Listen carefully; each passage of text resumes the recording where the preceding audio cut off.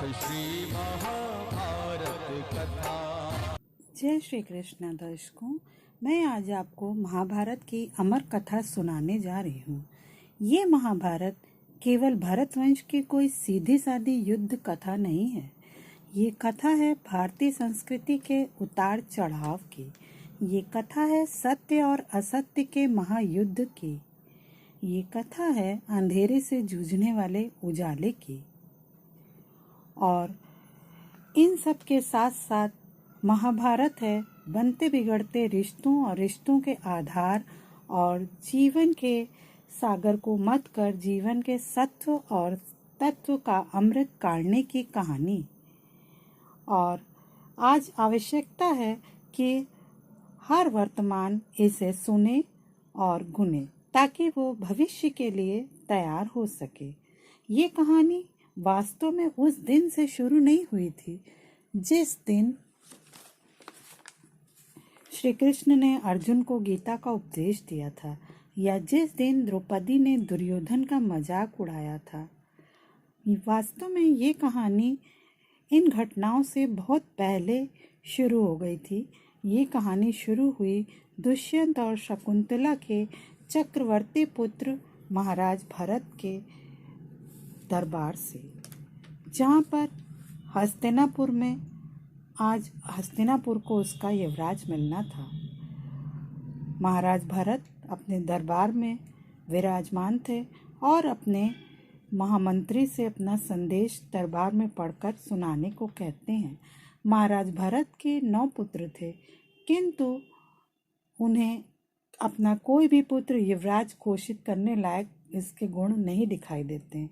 इसके लिए वे एक निर्णय लेते हैं और अपने निर्णय को महामंत्री को दरबार में पढ़कर सुनाने के लिए कहते हैं, जिसमें वे अपने किसी पुत्र को युवराज के योग्य न पाने पर भारद्वाजमन्यु को अपना पुत्र मानकर उन्हें ही युवराज घोषित करते हैं। और माता शकुंतला के पूछने पर कहते हैं कि माँ, मैं राजा हूँ, सारा जनु समुदाय ही मेरा परिवार है। अगर मैं अपने पुत्रों में से किसी को नियुक्त कर दूंगा तो ये प्रजा के साथ अन्याय होगा।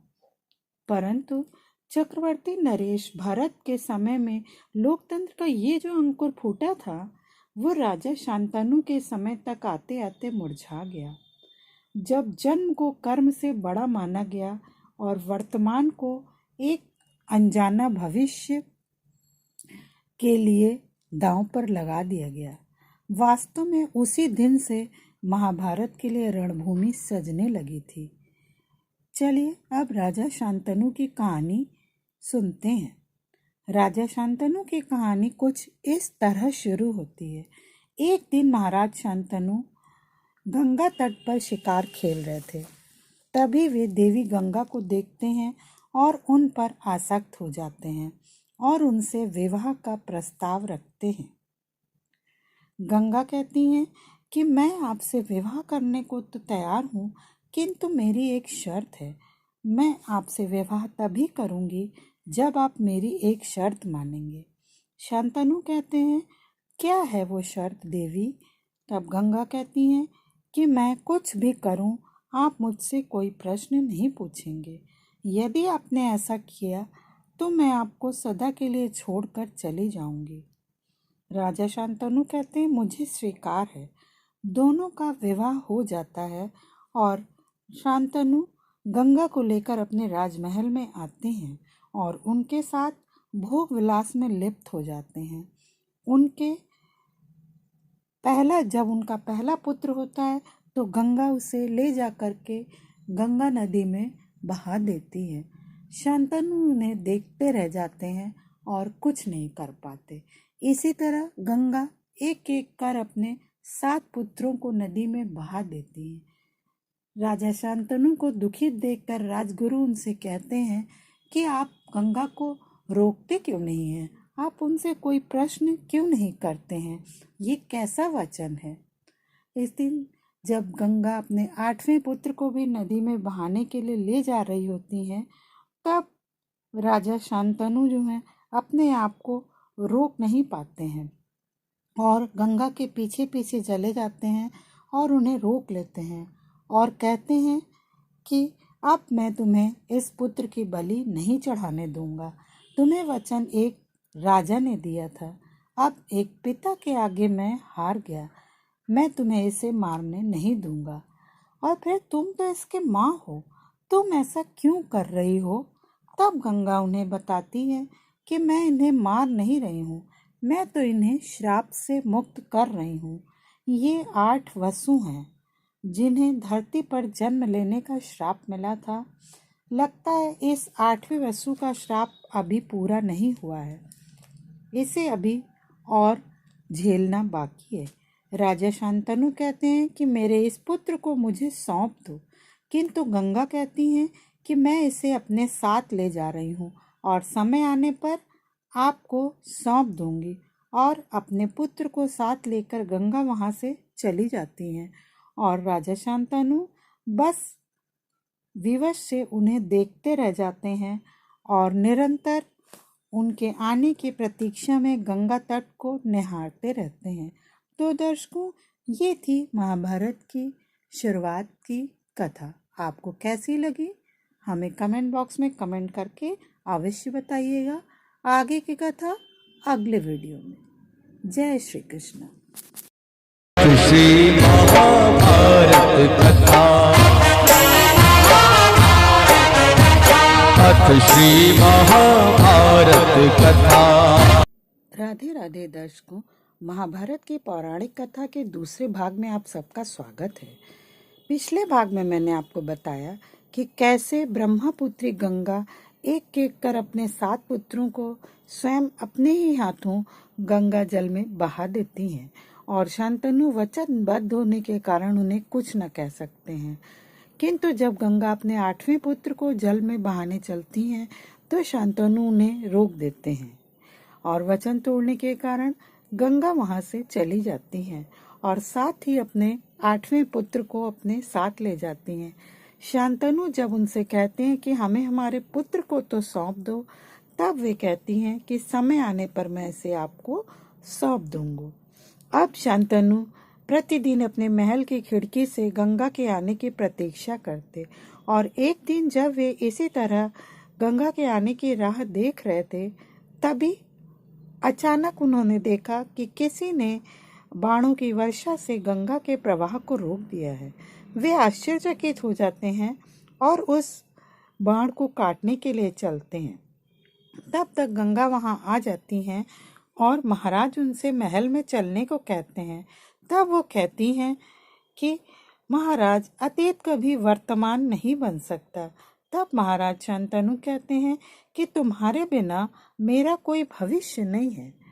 तब गंगा कहती हैं कि मैं आपके भविष्य को अपने साथ लेकर आई हूँ महाराज, वो देखिए आपका पुत्र।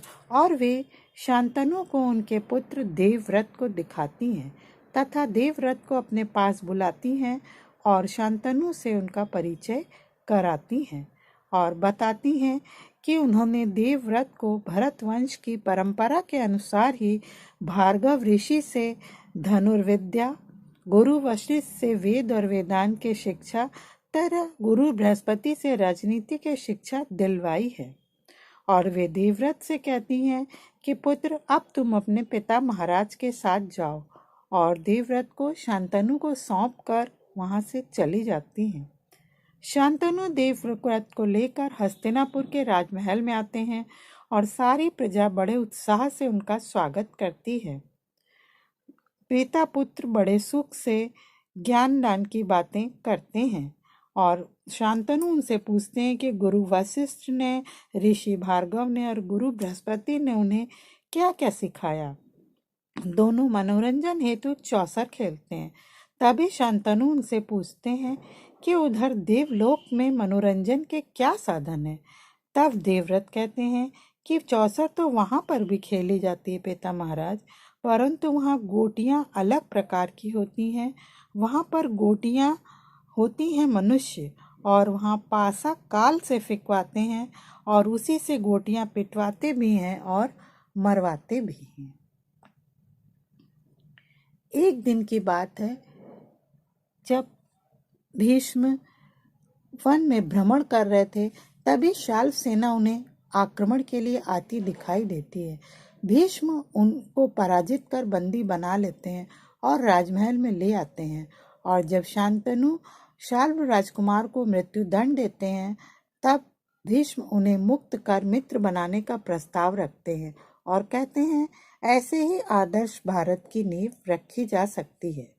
उसी समय प्रसन्न होकर शांतनु देवव्रत को युवराज घोषित कर देते हैं और अत्यंत गर्वित अनुभव करते हैं और सभी से कहते हैं हस्तिनापुर ऐसा युवराज पाकर एक दिन गर्व का अनुभव करेगा। ऐसे ही दिन बीतते रहते हैं। पिता पुत्र आनंद पूर्वक रहने लगते हैं और देखते ही देखते देवव्रत युवा हो जाते हैं।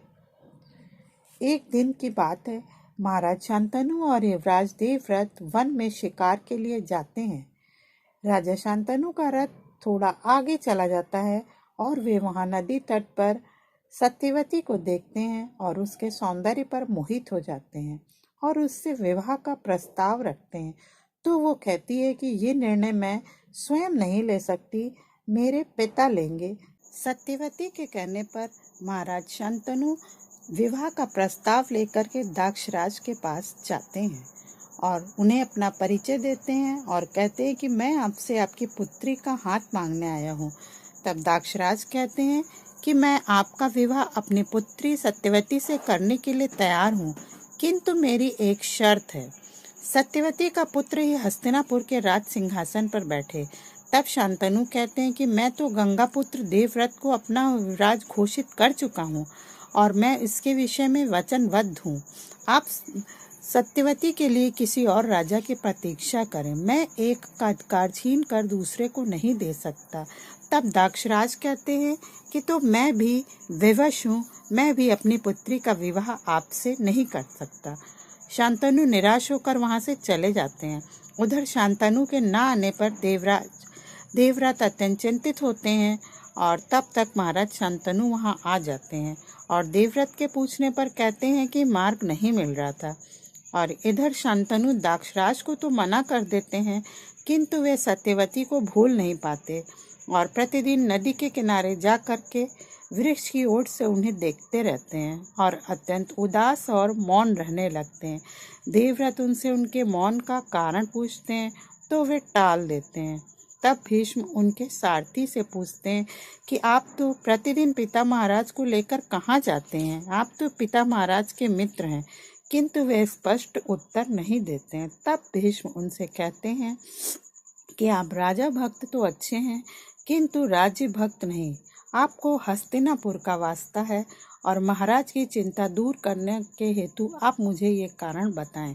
तब सारथी उन्हें बताते हैं कि वे प्रतिदिन महाराज को लेकर यमुना तट पर जाते हैं और वहाँ किसी पेड़ की ओट से महाराज दाक्षराज की पुत्री को देखते रहते हैं।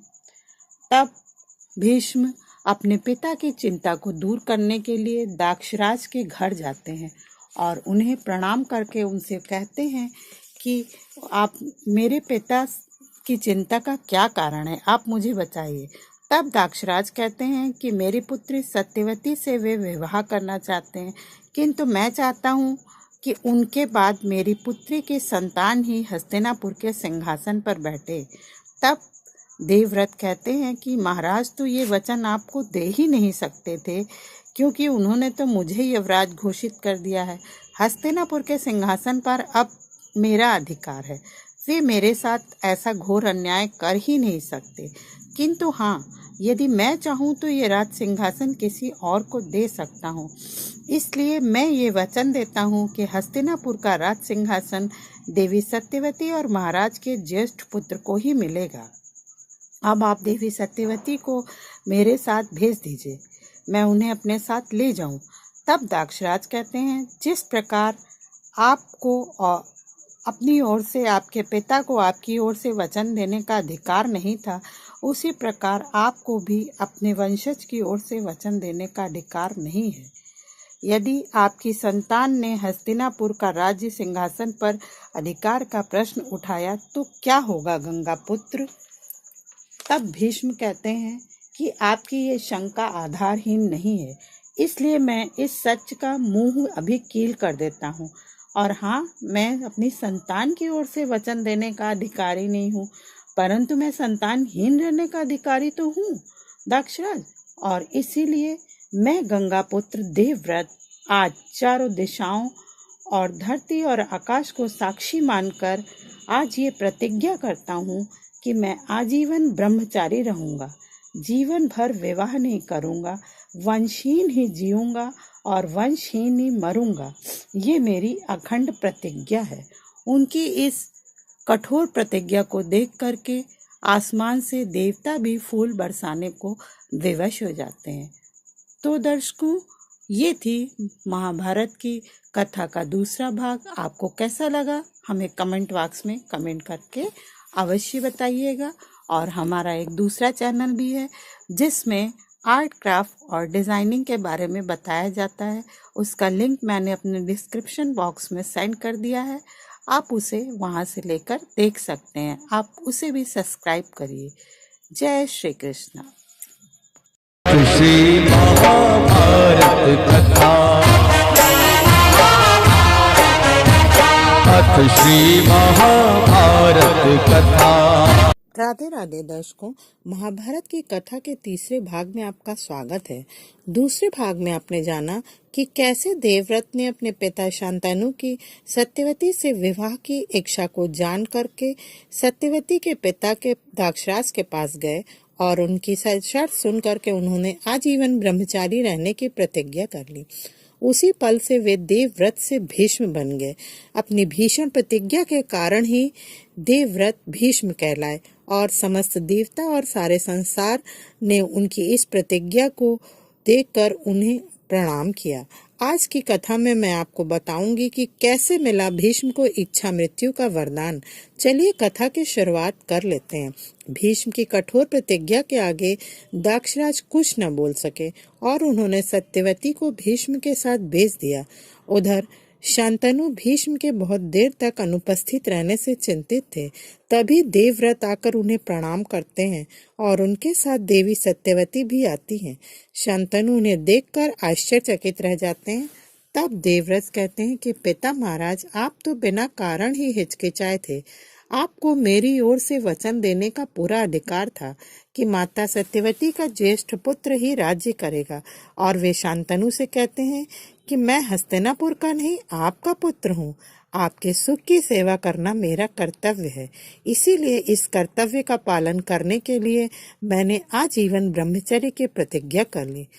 शांतनु अचंभित रह जाते हैं और कहते हैं, इतनी भीषण प्रतिज्ञा पुत्र? नहीं, मैं तुम्हें ऐसा नहीं करने दूंगा। और फिर हमें भरत महाराज से कर्म के आधार पर उत्तराधिकारी चुनने की जो परंपरा मिली है, उसका क्या? जो अभी तक जन्मा ही नहीं, उसका कर्म क्या?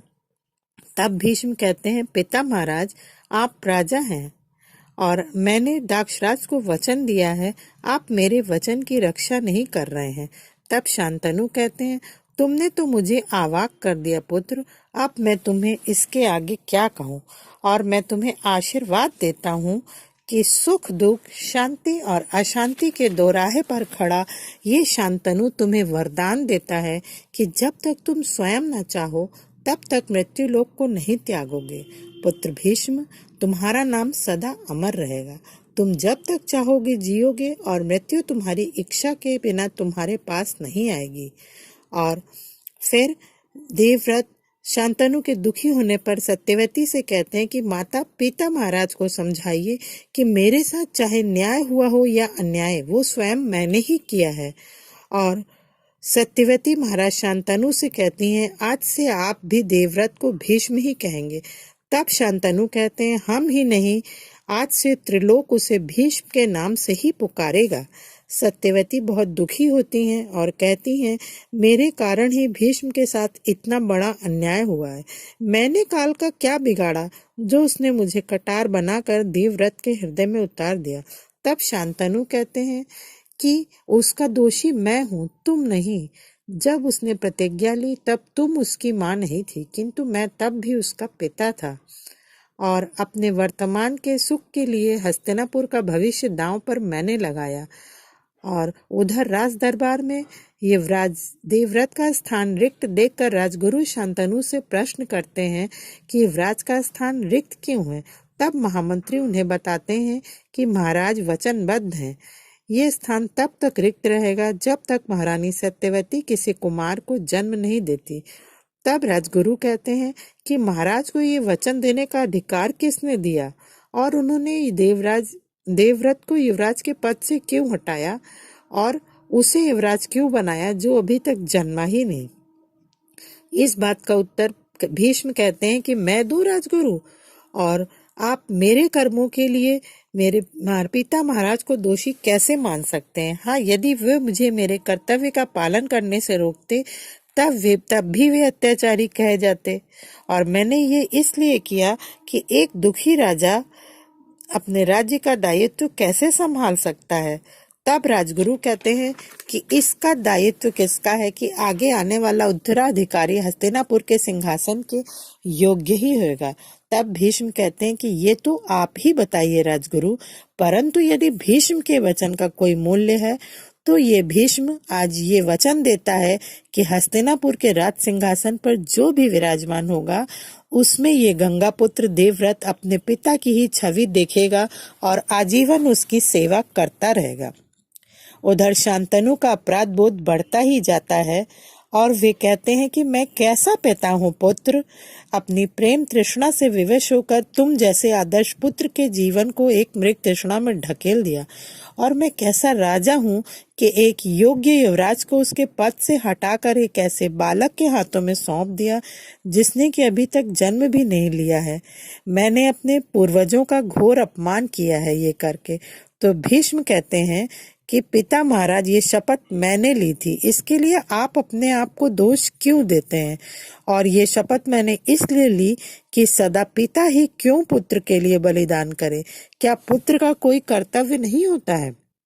मेरे लिए आपके हृदय की गद्दी हस्तिनापुर की गद्दी से कहीं अधिक मूल्यवान है। फिर शांतनु कहते हैं कि यदि तुम्हारा होने वाला भाई इस राजगद्दी के योग्य ना निकला तब क्या होगा पुत्र। तब भीष्म कहते हैं कि तब जो वचन मैंने हस्तिनापुर को दिया वही वचन मैं आपको भी देता हूँ पिता महाराज, कि जीवन भर मैं कुरुवंश और हस्तिनापुर के राज सिंहासन की सेवा और रक्षा करूंगा, और इसके सिवा मेरे जीवन का और कोई लक्ष्य नहीं होगा। और जब तक मुझे ये विश्वास नहीं हो जाएगा कि हस्तिनापुर का सिंहासन अब योग्य हाथों में है, तब तक मैं ये मृत्यु लोक नहीं त्यागूंगा। उधर शांतनु और सत्यवती भीष्म के लिए अत्यंत चिंतित होते हैं, और शांतनु कहते हैं कि भीष्म को इच्छा मरण देने वाला ये शांतनु आज अपने ही मरण का वरदान किससे मांगे। उनकी हालत अत्यंत खराब हो जाती है, उनका अपराध बोध उन्हें मृत्यु शैया पर ले आता है, और वे सत्यवती से उत्पन्न अपने दोनों पुत्रों विचित्रवीर्य और चित्रांगद को भीष्म को सौंपकर स्वर्ग सिधार जाते हैं। तो दर्शकों, ये थी देवव्रत के भीष्म बनने और उन्हें इच्छा मृत्यु का वरदान मिलने की कथा। आशा है आपको पसंद आई होगी। अपना अमूल्य समय हमें देने के लिए आपका बहुत बहुत धन्यवाद। अगली कथा में हम इसके आगे की कथा के साथ फिर मिलेंगे। अगर आपको हमारा वीडियो पसंद आया हो तो उसे लाइक, शेयर और सब्सक्राइब करें, और हमारी कमियों को कमेंट बॉक्स में कमेंट करके हमें अवश्य बताएं। जय श्री कृष्ण। राधे राधे। श्री महाभारत कथा। अथ श्री महाभारत कथा। राधे राधे दर्शकों, उपस्थित हूँ मैं महाभारत की कथा के चौथे भाग के साथ।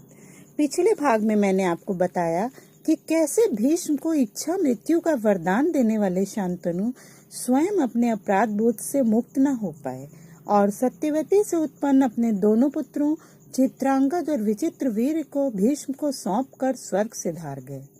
आज की कथा में मैं आपको बताऊंगी कि क्यों दिया अम्बा ने भीष्म को श्राप। तो चलिए आज के वीडियो की शुरुआत कर लेते हैं। महाराज शांतनु की मृत्यु के बाद भीष्म ने कुंवर चित्रांगद को हस्तिनापुर के राज सिंहासन पर बिठाया, परंतु वो बहुत दिन तक राज्य ना कर पाया और अपने ही नाम के एक गंधर्व के हाथों मारा गया। तब भीष्म ने विचित्रवीर्य को राजगद्दी सौंपी। विचित्रवीर्य को राजगद्दी पर बैठाने का बड़ा समारोह हुआ। सारी प्रजा ने उनकी जय जयकार की। उधर सत्यवती चिंतित मुद्रा में टहलती रहती हैं और भीष्म को बुला भेजती हैं। भीष्म आते हैं और सत्यवती को प्रणाम कर उनसे उनकी चिंता का कारण पूछते हैं। तब सत्यवती कहती हैं कि पुत्र, अब वो समय आ गया है जब विचित्रवीर का विवाह हो जाना चाहिए। भीष्म कहते हैं, हाँ माँ, मैं भी यही प्रस्ताव लेकर आपके समक्ष उपस्थित होने वाला था। काशी नरेश की पुत्रियों का स्वयंवर होने वाला है, बस मैं निमंत्रण की प्रतीक्षा कर रहा हूँ। सत्यवती कहती हैं, निमंत्रण अवश्य आएगा।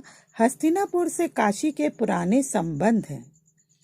और उधर काशी नरेश का दरबार दिखाया जाता है। दरबार में काशी नरेश पधारते हैं और उनकी तीनों पुत्रियों भी पधारती हैं। काशी नरेश अपनी तीनों पुत्रियों के स्वयंवर की घोषणा करते हैं और अम्बा, जो आगे चलकर भीष्म को श्राप देकर उनकी मृत्यु का कारण बनी, इन्हीं काशी नरेश की पुत्री थी। काशी नरेश अपने महामंत्री को बुलाकर भारत के सभी राज्यों और राजकुमारों को अपनी तीनों राजकुमारियों के स्वयंवर में निमंत्रण देने का आदेश देते हैं और कहते हैं कि मेरी इच्छा है कि हस्तिनापुर को निमंत्रण ना दिया जाए। तब महामंत्री कहते हैं, ऐसा करना उचित ना होगा महाराज। मैं हस्तिनापुर से हमें अपने पुराने संबंधों का ध्यान रखना चाहिए। तब काशी नरेश कहते हैं, हस्तिनापुर से तो हमारा नाता उसी दिन समाप्त हो गया था जिस दिन देवव्रत से मेरी बहन के रिश्ते को महाराज शांतनु ने हंसी में टाल दिया था। तभी से मैं अपमान की अग्नि में जल रहा हूँ। आज उस अपमान का उत्तर देने का दिन आ गया है महामंत्री। हस्तिनापुर को कदापि निमंत्रण न भेजा जाए। महामंत्री फिर कहते हैं, ये उचित ना होगा महाराज, किंतु वे नहीं मानते हैं। और इधर सारे हस्तिनापुर में ये बात चर्चा का विषय बन जाती है कि काशी नरेश अपनी तीनों पुत्रियों का स्वयंवर रचा रहे हैं और उन्होंने हस्तिनापुर नरेश को आमंत्रित ही नहीं किया। जब भीष्म को इस बात का पता चलता है तो वे क्रोध से भर जाते हैं और क्रोधित होकर माता सत्यवती के पास जाते हैं। वे भीष्म से उनके क्रोध का कारण पूछती हैं। उस समय वे पूजा कर रही होती हैं। तब भीष्म उन्हें सारी बात बताते हैं और कहते हैं कि लगता है काशी नरेश इतिहास का वो पन्ना भूल गए हैं जब उनका राज्य हस्तिनापुर से मित्रता करके गौरव का अनुभव किया करता था, और अब उनका इतना साहस कि अपनी तीनों पुत्रियों का स्वयंवर करें और उसमें हस्तिनापुर को ही निमंत्रित ना करें। सत्यवती कहती है, जाने दो पुत्र, क्या भारतवर्ष में वही 3 राजकुमारियां ही रह गई हैं? तब भीष्म कहते हैं, हाँ माते, वही हैं। यदि आज हम इस अपमान का विष पी गए तो सारा भारतवर्ष ये सोच बैठेगा कि हस्तिनापुर के खड़क का पानी उतर गया है, और राजनीति ये कहती है कि तीनों राजकुमारियों को हस्तिनापुर लाया जाए और सारा भारतवर्ष ये जान ले कि विचित्रवीर्य चक्रवर्ती महाराज भरत का उत्तराधिकारी है। तब सत्यवती कहती हैं, तुम क्या करना चाहते हो पुत्र? भीष्म कहते हैं, मैं स्वयंवर में अवश्य जाऊंगा और तीनों राजकुमारियों को लेकर ही लौटूंगा। तब सत्यवती कहती हैं कि यदि तुम जा ही रहे हो पुत्र, तो मेरा आशीर्वाद भी साथ लेते जाओ। और उधर राजकुमारी अम्बा, जो कि शाल्व नरेश से प्रेम करती थी, उनके साथ अपने उज्जवल भविष्य के सपने देखती हैं। काशी राज दरबार में स्वयंवर का आयोजन होता है। काशी नरेश और तीनों राजकुमारियां दरबार में आती हैं। फिर एक एक कर आमंत्रित राजा और राजकुमार आते हैं। शाल्व नरेश भी आते हैं। तभी अचानक गंगापुत्र भीष्म के आने की घोषणा होती है और भीष्म को देख करके सभी राजा मिल करके उनका उपहास करते हैं। एक कहता है, लगता है कि राजकुमारियों के सौंदर्य के आगे भीष्म प्रतिज्ञा भी भंग हो गई है। दूसरा कहता है, राजकुमारियों का सौंदर्य तो विश्वामित्र की तपस्या भी भंग कर दे, ये तो एक राजकुमार है। और एक अन्य कहता है, लगता है अपने पिता के मृत्यु की ही प्रतीक्षा में थे। इधर रानी सत्यवती ने अपनी चूड़ियां तोड़ी और इन्होंने अपनी प्रतिज्ञा तोड़ी। तभी भीष्म उनका प्रत्युत्तर देते हुए कहते हैं, इस सभा में मैं अपने लिए नहीं, मैं यहाँ हस्तिनापुर नरेश का प्रतिनिधित्व कर रहा हूँ। काशी राजकुमारियां शताब्दियों से ही कुरु वंश में ब्याह के लिए जाती रही हैं। आज भी यही होगा। मैं इन तीनों राजकुमारियों को अपने छोटे भाई विचित्रवीर्य की रानी बनाने के लिए ले जा रहा हूँ, और मैं इस भरे दरबार में घोषणा करता हूँ कि मैं इन राजकुमारियों को लेने आया हूँ और ले जा रहा हूँ। अगर किसी को मुझे रोकना है तो रोक ले। सारे राजा क्रोध में खड़े हो जाते हैं और भीष्म अपने एक ही बाण से उन सब के राजमुकुट गिरा देते हैं। इसके बाद किसी से कोई उत्तर नहीं देते बनता है और सभी उनके आगे नतमस्तक हो जाते हैं। भीष्म काशी नरेश से कहते हैं, इन्हें राजकुमारियों को जाने की आज्ञा दीजिए काशी नरेश। और काशी नरेश राजकुमारियों को जाने की अनुमति देती हैं। तीनों राजकुमारियां भीष्म के साथ जाती हैं। महामंत्री कहते हैं कि इसी बात का डर था मुझे महाराज।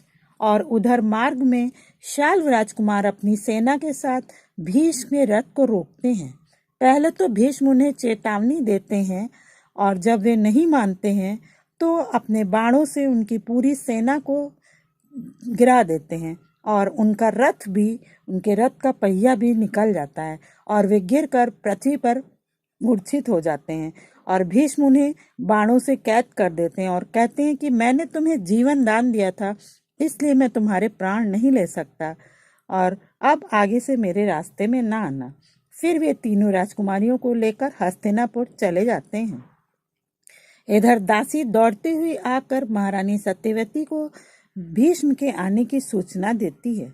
भीष्म तीनों राजकुमारियों को लेकर माता सत्यवती के पास जाते हैं और उन्हें बधाई देते हैं कि माँ, इतनी सुंदर पुत्र वधुएं पाने के लिए बहुत बहुत बधाई। और सत्यवती उन तीनों का स्वागत करती हैं। भीष्म तीनों का परिचय करवाते हुए कहते हैं कि माँ, ये अम्बा है, ये अंबिका और ये अम्बालिका है और ये इनकी दासी है। तभी अम्बा सत्यवती से कहती हैं कि क्या मैं एक विनती कर सकती हूँ राजमाता? राजमाता कहती हैं, आज्ञा है। तब अम्बा कहती है कि परमवीर गंगा पुत्र के आने से पहले ही मैं मन ही मन शाल्व नरेश को अपना पति मान चुकी थी राजमाता। तब भीष्म कहते हैं कि तब तो विचित्र वीर का विवाह राजकुमारी अम्बा के साथ नहीं किया जा सकता। और वे अम्बा से कहते हैं कि आप निश्चित रहिए राजकुमारी, आपको आदर के साथ शाल्व नरेश के पास भेजा जाएगा। फिर हस्तिनापुर की सेना के साथ अम्बा शाल्व नरेश से मिलने चल देती हैं और स्वप्न देखने लगती हैं कि अब शीघ्र ही हमारा मिलन होगा। किंतु जब वो शाल्व नरेश से मिलती हैं तो शाल्व नरेश कहते हैं कि मैं तुम्हें स्वीकार नहीं कर सकता अम्बा, भीम से कह देना मैं हारी हुई वस्तु दान में स्वीकार नहीं करता। अम्बा कहती है, मैं कोई राज्य या वस्तु नहीं हूँ। किंतु शाल्व नरेश कहते हैं कि भीष्म ने आपको युद्ध में जीता है, अब आप पर उन्हीं का अधिकार है, यही क्षत्रिय धर्म है, मैं आपको स्वीकार नहीं कर सकता। आप पर अब केवल भीष्म का ही अधिकार है और भीष्म ने केवल मेरा ही नहीं आपका भी अपमान किया है, आपको भीष्म के पास जाना ही होगा। चोट खाई अम्बा घायल नागिन के समान दौड़ती हुई हस्तिनापुर नरेश विचित्रवीर के दरबार में पहुंचती है और न्याय की गुहार लगाती है। वो महाराज विचित्रवीर से कहती है कि महाराज, गंगापुत्र भीष्म ने सारे राजाओं महाराजाओं को हराकर मुझे जीत लिया था, परंतु मैं शाल्व नरेश को पहले ही अपना पति स्वीकार कर चुकी थी। किंतु शाल्व नरेश ने दान में मिली हुई अम्बा को अपनाने से साफ इनकार कर दिया। ये मेरा घोर अपमान है। न गंगापुत्र मुझे शाल्व नरेश के पास भेजते और न ही मेरा इतना बड़ा अपमान होता। इसलिए मेरा आपसे अनुरोध है कि गंगापुत्र को आदेश हो कि ये अपने क्षत्रिय धर्म का पालन करते हुए मुझे स्वीकार करें। तब भीष्म कहते हैं कि क्षमा करें महाराज, मैं प्रतिज्ञाबद्ध हूँ, मैं विवाह कर ही नहीं सकता। तब अम्बा विचित्रवीर से कहती हैं, भीष्म ने महाराज मेरा हरण उस समय किया जब मेरा स्वयंवर हो रहा था, मेरी बहनों ने आपको स्वीकार कर लिया, किंतु मैं आपको स्वीकार नहीं कर सकती। तब मैंने तो भीष्म को ही अपना वर चुन लिया है। तो भीष्म कहते हैं कि ये संभव ही नहीं है, मैंने तो ब्रह्मचारी रहने की प्रतिज्ञा की है। उधर अम्बा अपमान से जल रही थी और कहती है कि घायल नागिन, घायल शेरनी और अपमानित स्त्री से डरना सीखो गंगा पुत्र। तुम वचनबद्ध हो, इसलिए मेरे अपमान के घाव पर मान का फाहा नहीं लगा सकते। तो आज इसी कुरु राज दरबार में हस्तिनापुर नरेश को साक्षी मानते हुए मैं भी प्रतिज्ञाबद्ध होती हूँ गंगा पुत्र भीष्म। मैं तुम्हें अपने अपमान के लिए कभी क्षमा नहीं करूँगी, मुझे चाहे इसके लिए जन्म पर जन्म ही क्यों न लेने पड़े। तुम्हारी मृत्यु का कारण बनकर मैं अपने अपमान का बदला अवश्य लूंगी। और वह घायल सर्पिणी के समान वहां से चली जाती है। भीष्म और विचित्रवीर देखते ही रह जाते हैं। शेष कथा अगले वीडियो में। तो दर्शकों, अगर आपको हमारा वीडियो पसंद आया हो तो उसे लाइक, शेयर और सब्सक्राइब अवश्य करें। अपना अमूल्य समय हमें देने के लिए आपका बहुत बहुत धन्यवाद। राधे राधे।